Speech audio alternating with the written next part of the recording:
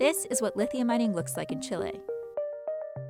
Here in the Salar de Atacama, in a region of the world known as the Lithium Triangle, nearly 1/3 of the world's lithium is produced from brines. So from this plant here, how many electric vehicles are you powering? Today, about 50,000, and we should be able to get up to 75,000 EVs every single year. With demand for electric vehicles and the lithium-ion batteries that power them at an all-time high, Chile's vast salt flats have become a vital national resource. They contain the largest and some of the highest quality lithium reserves in the world. The Salar de Atacama represents the best lithium brines in the world because it has about 2,000 parts per million of lithium concentrated in it. This is also the most cost-effective place to produce lithium in the world. In the brine mining process, extremely salty water from an underground reservoir is pumped to the surface and evaporated in large, extravagantly colored ponds, leaving high concentrations of lithium behind. The demand for it is skyrocketing, the price of it is skyrocketing, and the capacity that Chile has to exploit this resource is almost limitless. But Chile is actually losing market share to Australia, where lithium is mined from hard rock, and Argentina, where the country is welcoming international investment. Many say that Chile must act fast to ramp production before other countries beat them to it or new battery tech is developed. It's not clear how big a window of opportunity Chile has to take advantage of this white gold. Now, Chile's President Gabriel Boric has announced a long-awaited state-led plan for the development of the country's lithium industry, in which private companies will be required to partner with the government to further develop the country's vast resources. Lithium stocks slumped on the news, as many fear that the plan will deter private investment. When you are asked to make the investment, to take all the risks, but without control of the profits and without control of the company, that's not the way people used to do business. But Boric has a lot of considerations to balance, as the effect of brine mining on ecosystems and water supply is a constant concern and open question, as there's just not enough research to fully understand its impacts. Chile's indigenous communities, though, have traditionally opposed mining.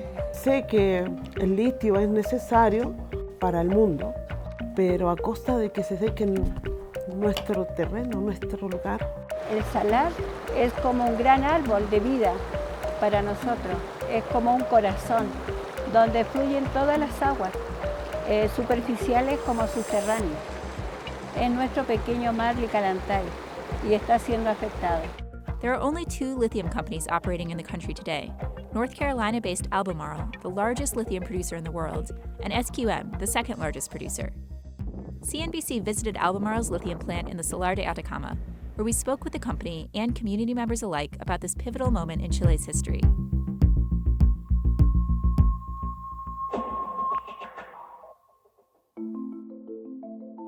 Mining has helped drive the Chilean economy for centuries. The country is by far the largest copper producer in the world, producing 29% of the global total. But as of late, Chile's lithium industry has taken center stage. In 2022, the exports of lithium were around $7.7 billion, which is more than 8 times that the exports that we had during 2021. That's not because Chile is exporting that much more lithium, but because the price of the metal rose so high last year. Here in the salt flats of northern Chile, near the border with Argentina and Bolivia, lithium has been mined since the 1980s, before lithium-ion batteries were even commercialized. So in the 80s, lithium was used primarily, it's used in greases to make the grease more viscous. It's used in ceramics, it's used in glass. It's used as a medicine as well for bipolar and for depression. Today, where the demand is really coming from is from electric vehicles. Your smartphone uses several grams of lithium. An electric vehicle battery uses about 60 to 80 kilos of lithium. Extracting lithium from brines is a fairly straightforward but lengthy process. First, mineral-rich brine is pumped to the surface.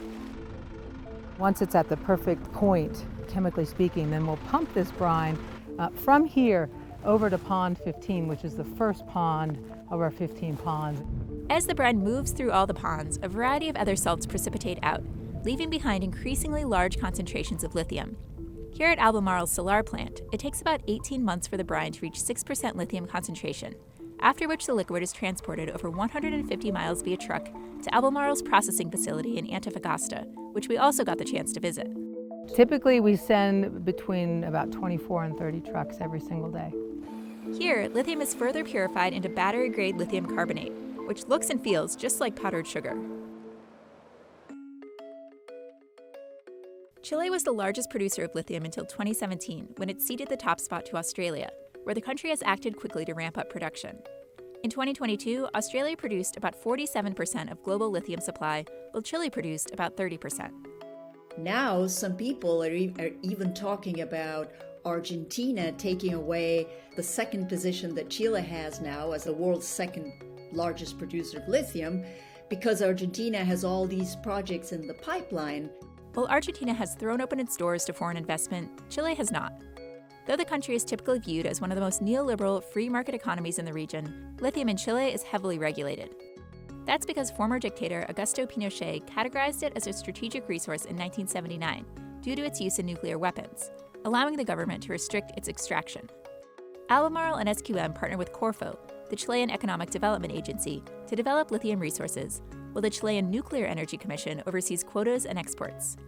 Up until now, companies could theoretically apply for a special license to mine on their own, but this has never been granted, and no new lithium mines have been opened in decades. Albemarle and SQM are the only games in town.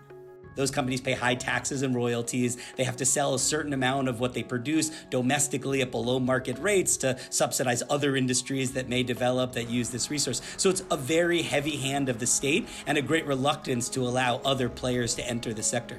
We're paying the highest commission in the world to extract lithium here in the Salar de Atacama. So 2022, we will have paid the Chilean government over $600 million in commission. Though many in the business community aren't exactly thrilled by President Boric's new plan for a state-controlled lithium industry, the new framework will likely provide private players with more opportunity to enter the market and explore resources beyond the Atacama than has existed in decades past. It's helpful that it looks like Chile will be welcoming new investment in its lithium sector and that it is now formally in favor of new projects. And we haven't seen new projects in a very long time, despite the massive reserves of lithium that Chile has. In that sense, it's a positive development. The new, long-delayed national lithium policy represents a compromise of sorts between the two wings of President Boric's governing coalition, which is divided among leftists who hope to see full nationalization of the industry and a more free market wing that wanted to see private industry take the lead. Nuestro desafío es que nuestro país se transforme en el principal productor de litio del mundo, aumentando de esta manera su riqueza y desarrollo, distribuyéndola justamente, al mismo tiempo que protegemos la biodiversidad de los salares. Boric himself is a leftist who took office last year. At 37, he's one of the world's youngest leaders, and environmental and climate issues were central to his campaign. The plan he presented calls for the creation of a Chilean national lithium company, which will partner with all private companies looking to enter the sector. A lot of people referred to it as a nationalization of the resources. I don't think that's quite true, but certainly it's a bigger role for the Chilean government than the private sector would like the Chilean government to play. Cruz says that the initial impression was that the state would take a majority share in these public-private partnerships, but the administration has since walked that back. The ministry explained that when they're talking about control, it's not necessarily to own 50% or more of the company, that there are other ways to have control, like shareholders agreements and so on. We were also explained that this control is only in those projects that the government will define as strategic projects. So it's not something that will be for all the joint ventures for the exploitation of lithium. What exactly constitutes a strategic project remains to be seen. The new policy does honor the existing mining contracts that Albemarle and SQM have with the government, though, which expire in 2043 and 2030, respectively. But Boric says that he plans to negotiate with the two companies for the state to take a stake in their operations before their contracts expire. SQM is reportedly set to begin talks with the government in the next few months and is investing $2 billion into sustainable technologies to meet the new plan's environmental goals. The company did not respond to requests for comment.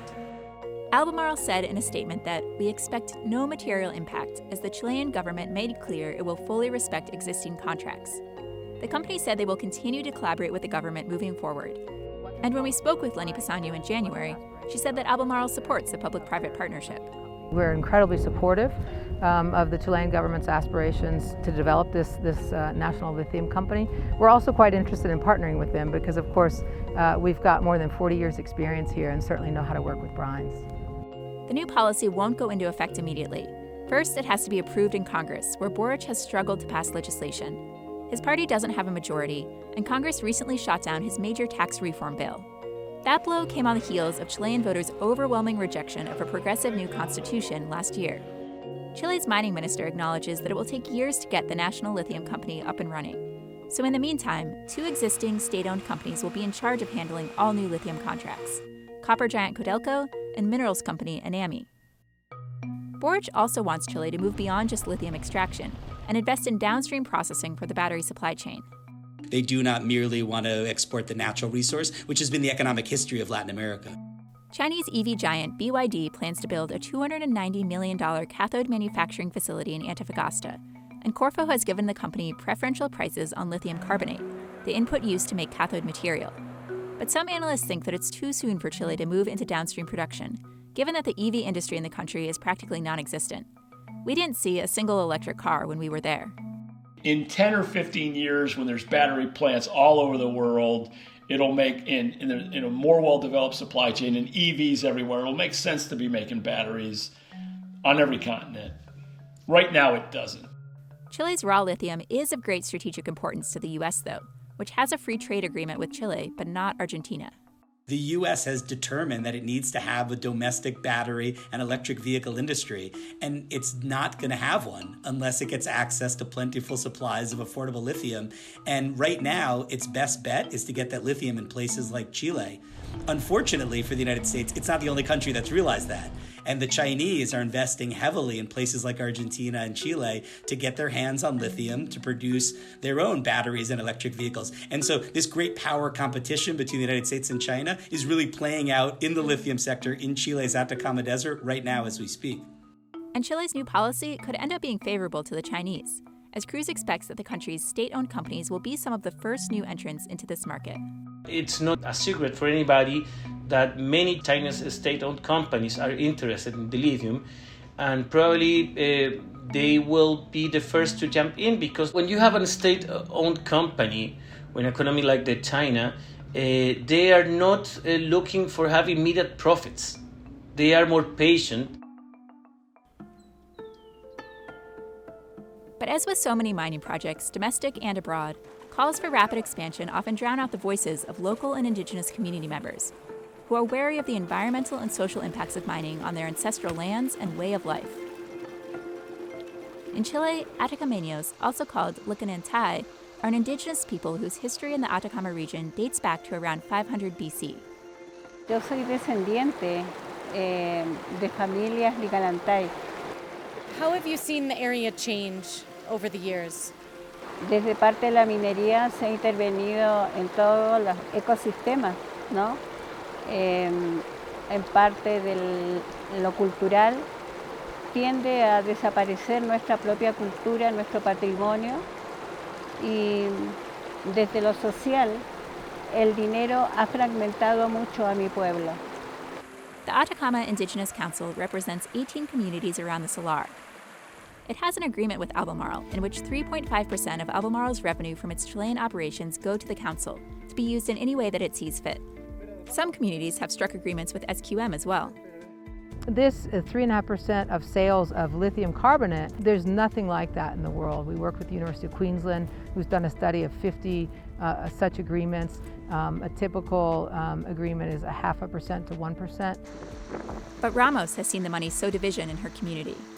Pero el resultado final ha significado que esos dinero, esa ayuda del 3% divida aún más a mi pueblo y verse convertida tan vulnerable a un sistema económico que no es el nuestro, a olvidarse de su cosmovisión, de sus leyes, de su palabra, ¿no? Y ver ese mundo tan occidental, tan material, pero sin espíritu. Y esto para nada es espiritual. For indigenous farmer Christian Espíndola, it feels like his community is being used for greenwashing campaigns. Las mineras están ocupando nuestra identidad para mostrar una imagen limpia al mundo por la extracción de agua, de litio, que no es así. Chile is in the midst of a decade-plus mega drought, and many locals believe that brine mining in the Atacama Desert is exacerbating the problem. Albemarle emphasizes that brine is different from freshwater since it's too salty to either drink or to use in agriculture. Yet many remain concerned that evaporating so much brine in one of the driest areas on Earth is having an impact on freshwater availability and the surrounding ecosystem. So we're talking about, I don't know, it's an immense millions of liters of water that evaporate every day, and that's half an effect. I mean, we cannot say that have any effect when it's part of the water cycle. So it's impossible to say that have any effect. What directly, how, is something that have to be, I think, understand and research even more. In response, Albemarle points to a study led by researchers at the University of Massachusetts Amherst, which concludes that the entire lithium mining process in the Salar de Atacama accounts for less than 10% of freshwater usage in the region, and that evaporating brine does not lead to diminishing reserves of freshwater either on the surface or underground. The study was funded by BMW, which is ramping up its electric vehicle production, and BASF, a European chemicals company, raising questions of conflict of interest for some. But what everyone agrees on is that more research is needed, and the new lithium policy includes the creation of a public research institute for lithium and salt flats that could dig into questions like these. As a microbial ecologist, Dorado also studies how mining is impacting the diverse microbiology of the region. Her research indicates that lithium mining has led to the death of microorganisms that are key for scientific research and vital to the broader ecosystem. If we are thinking about life, we have to include everything. And microbial life are the dominant type of life on the planet, because everything is related. From this perspective, she doesn't see Boric's plan for a state-led lithium strategy as relevant to her concerns. Because the point is, we are still pushing the extractivism as the main way to develop economy. For most people, I think they're very affected when they see pictures from the Amazon, how the deforestation have increased. And nobody really cares about what happened here. Boric says that strengthening social and environmental sustainability is a priority for the administration, though, and wants to open a dialogue with indigenous community members. Todo este desarrollo será con la participación e involucramiento de las comunidades aledañas a las faenas mineras. Comprendiendo, por cierto, la inquietud que esta noticia podría generar en las comunidades, quiero comprometerles que el primer hito de este proceso comenzará con una conversación directa entre el Consejo de Pueblos Atacameños y mi persona. There are no easy answers when it comes to balancing the various interests at play. And though Boric has laid out a general strategy for the country's lithium industry, much remains to be seen. How big a role will mining play in the future of Chile's economy? How will it balance social and environmental considerations, including water use? How much will it demand that the lithium produced in Chile, as well as the copper, is used domestically for green energy industries versus sent abroad to be industrialized in countries like the United States or in places in Europe? These are tough decisions, and they're policy decisions, and I think right now Chile is still struggling with what kind of economy it wants to have. Many are still anxiously awaiting more specifics on the national lithium strategy and how much control the state will actually exert. The devil is in the details. The main problem here is that we are losing time. We were awaiting for a sound policy with answers and not something this blurry that is only creating more questions. And time is short. Chile has a small window of opportunity, which is, 10 years, 15 years? That's because as battery recycling technologies improve, less lithium-intensive battery chemistries are explored, and other countries ramp up production, the need to vastly expand lithium mining in Chile will not last. Of course, that's welcome news to the many that view the mines as an unwelcome intrusion. Siempre he soñado que crean los científicos que desarrollen algo que sea mejor que el litio y dejarnos tranquilos. In the meantime, though, companies like Albemarle and SQM are working to maximize efficiency at their existing plants. The fastest way that you can make significant change is by what we call sweating the assets, right? So we've doubled the capacity of our conversion facility in Antofagasta. We've built the Salar, we're completing construction of the Salar Yield Improvement Project, which will allow us to increase production by 30%. And Lenny Pisano is looking forward to a promising but commercially unproven technology called direct lithium extraction, or DLE, which Chile's mining minister said will be required for all new lithium mining projects. With this tech, lithium is chemically separated from the brine, and that brine is then re-injected back into the earth, expediting production, increasing the amount of lithium recovered, and reducing environmental impacts. Some claim that what now takes 18 months with evaporation ponds could be done in a matter of days with DLE. This process could actually use more fresh water, though, which has Albemarle looking towards desalination. And so as part of this new era of lithium, we're working with the same company that's going to bring the desalinated water to our La Negra chemical conversion facility to bring a desalinated water pipeline here into the Salar. And that's going to allow us to change technologies.